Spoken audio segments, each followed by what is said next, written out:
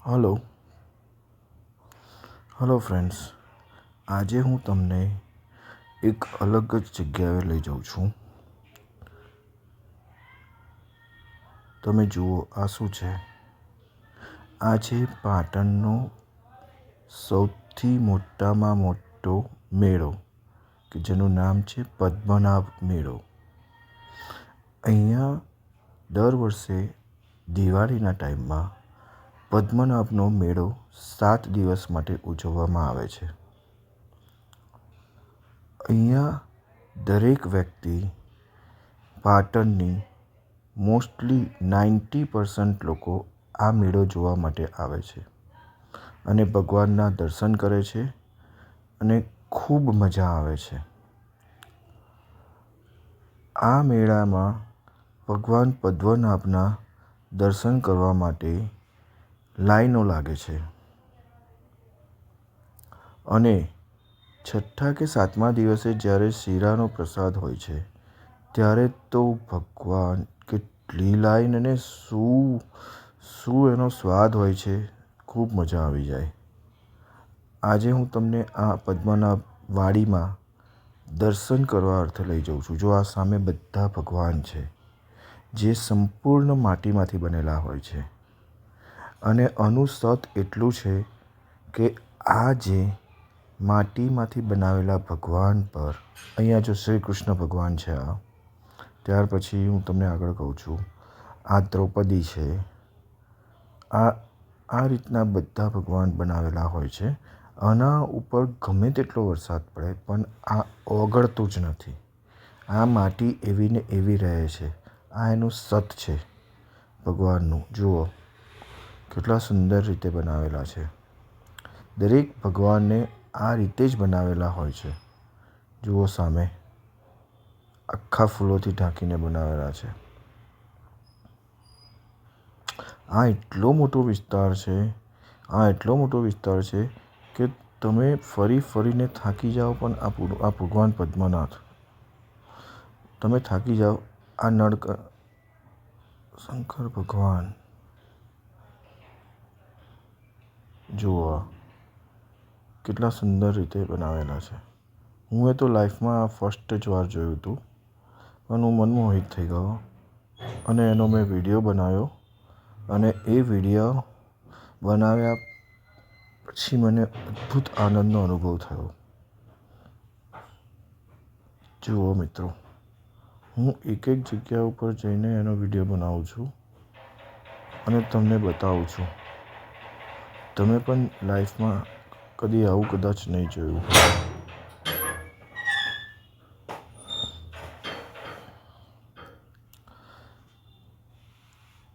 આ જુઓ, આ રીતે આ ભગવાન પદ્મનાભનું. અહીંયા લેફ્ટ સાઈડમાં એક નવું મંદિર નિર્માણ થાય છે, એ વાડીની અંદર જ.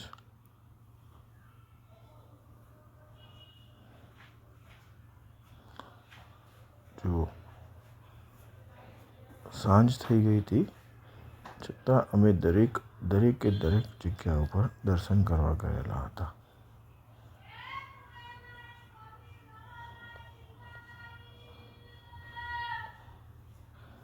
જુઓ મિત્રો,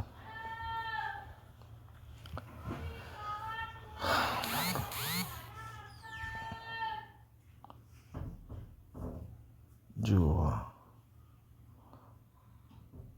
આ મંદિરને કેટલું સુંદર રીતે શણગારેલ છે.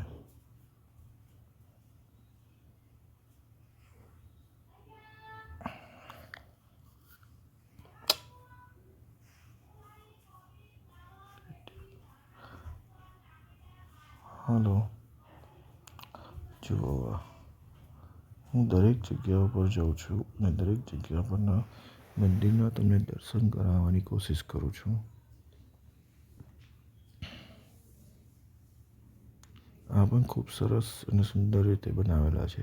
બધા જ ભગવાનને આ રીતે બનાવેલા હોય છે માટીમાંથી. જુઓ, આ તો કહો કેટલા સુંદર છે. વાવ! લોક છે એટલા માટે. જુઓ, આરતી થાય છે. આરતી થાય છે.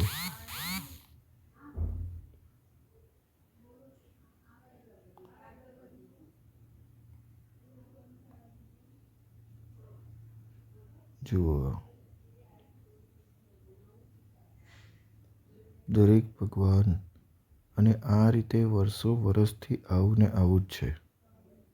સો ખરેખર આ એક જોવાનો લાવો છે. અને મેં તો ઘણા વર્ષોથી પાટણમાં આવું છું, પણ લાઈફમાં પહેલી જ વાર આવા ભગવાનના દર્શન કરેલા છે. ખરેખર અદ્ભુત નજારો છે. જુઓ મિત્રો, અમારા ટેણીઓ દર્શન કરે છે ભગવાનના. હવે હું તમને મેળાની ઝલક દેખાડું. આ પદ્મનાભ મંદિરની બહારની સાઈડ મેળો થતો હોય છે. આ મેળામાં પાટણના બધા જ લોકો આવે છે. અહીંયા ખાણીપીણીની લારીઓથી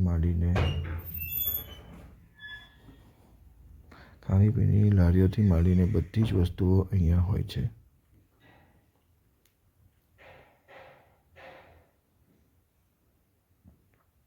જુઓ, આ ખાણીપીણીની લારીઓ ના કહેવાય, સ્ટોલ્સ કહેવાય. અહીંયા કેટલા બધા સ્ટોલ્સ હોય છે. અને અહીંયાની મેં તમને વાત કહેવાની ભૂલી ગયો.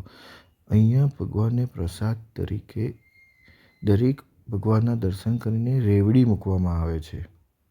આપણે કેવી રીતે ખબર છે ભગવાનના પ્રસાદ દર્શન કરીને પૈસા પણ મૂકતા હોય છે. અહીંયા પ્રસાદના પૈસા તો ખરા હોય, પણ અહીંયા રેવડી મૂકવામાં આવે છે.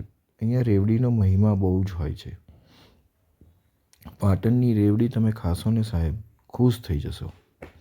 જો આ ચાઇનીઝ સેન્ટર, પછી પાઉંભાજી સેન્ટર, પાપડીનો લોટ, આ હા હા હા હા, khichu, pineapple juice, cream roll, American મકાઈ છે ને મિત્રો. આ બધા સ્ટોલ લાગેલા છે. આ છોકરાઓને રમતગમત માટેના જો ધમાકા ગુલ્ફી, આ જો છોકરાઓને રમતગમત માટેની જો નાના ટ્રેન્સ લાગેલી છે.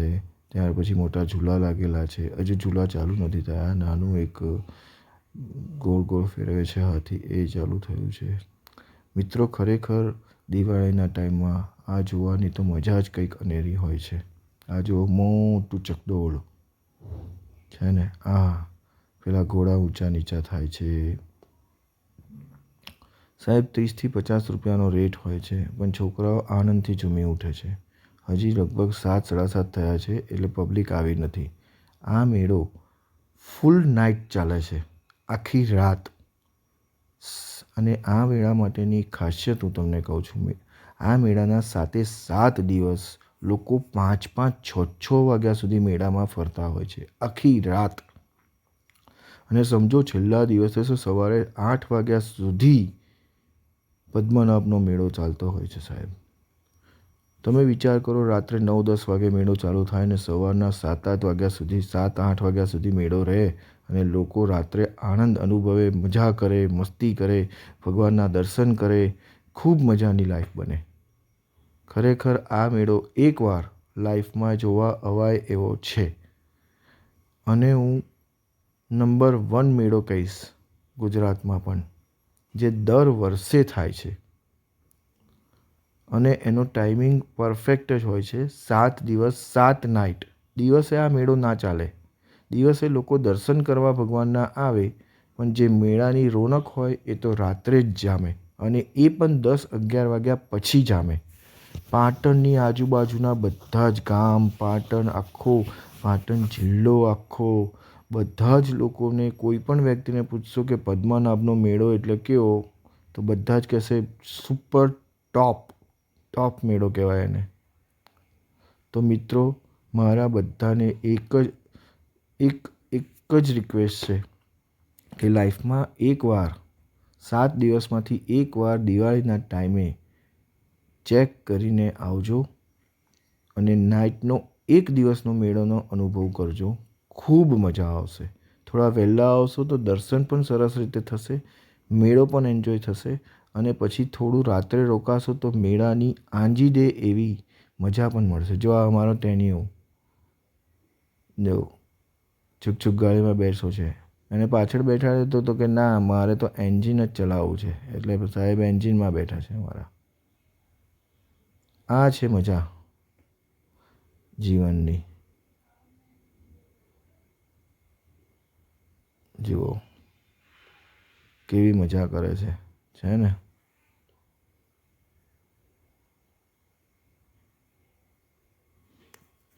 તો મિત્રો મારી રિક્વેસ્ટ છે, એકવાર આવજો, જરૂરથી આવજો. તમે પાટણની રાણકી વાવ જોવા તો આવતા જ હશો. એવી રીતે આ પણ છે. જુરાસિક પાર્ક પણ છે પાટણમાં. જો એનું જમ્પિંગ કરે છે ભાઈ. આવી નાની લાઈફ, આવી નાના હતા ત્યારે કેવી સરસ લાઈફ હતી હે ને મિત્રો. કોઈ ચિંતા નહીં, કશું જ નહીં. ભરવાનો આનંદ અને મેળાનો આનંદ લેવાનો અને મજા કરવાની. મોટા થયા પછી ઘણું બધું બદલાઈ જાય છે. આપણે આપણા બાળકને જોઈએ છે ત્યારે આપણને પણ આપણું નાનપણ યાદ આવી જાય છે ને મિત્રો. કાંઈ નહીં, મોટા થયાની પણ મજા ઓર છે, અલગ છે, અને નાનાની પણ મજા અલગ છે. થાકી ગયા.